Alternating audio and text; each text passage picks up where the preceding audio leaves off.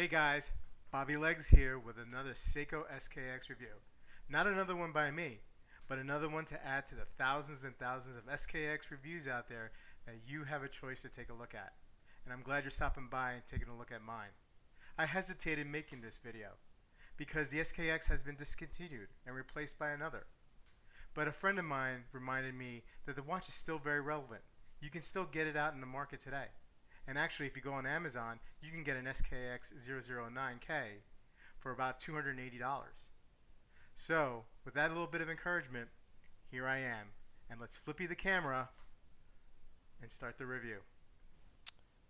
So without further ado, here is the Seiko SKX 009K, not the J version, the J for Japanese, K made in Malaysia.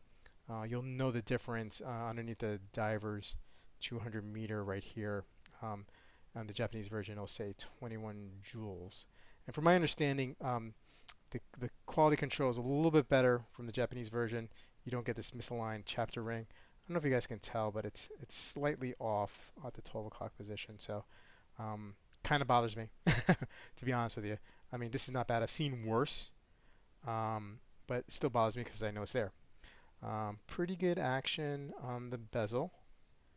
Got a 42 millimeter case diameter, 13 millimeter thickness, height. Lug width is 22 millimeters. It's running on the Seiko S7S26 movement. So there's no hand winding and no hacking, so the seconds marker doesn't stop.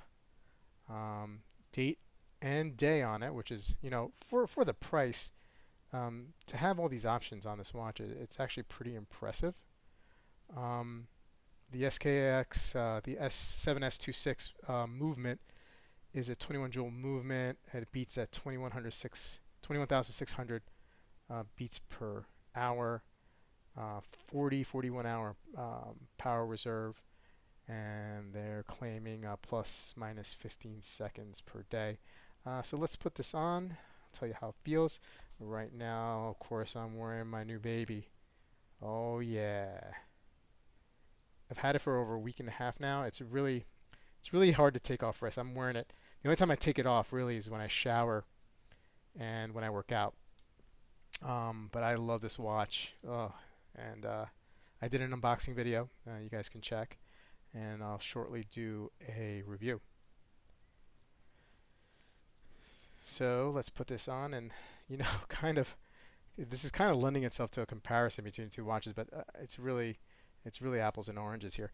But with this strap code bracelet, the watch actually feels really well. 42 millimeters is kind of on the, I got 6 3/4 inch wrist, so 42 millimeters is kind of like a little bit on the high end of what I like to go in diameter, but also that depends on your lug length. And here the lug length is, I'm not really sure what it is, so sorry about that, but I'm sure somebody will mention it in the comments, but it's definitely easily under 50.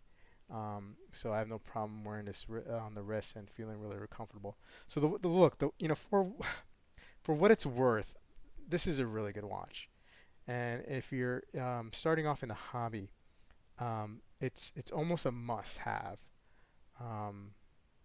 So anyway, that will conclude this portion of the review, and let's flippy the camera for my final thoughts.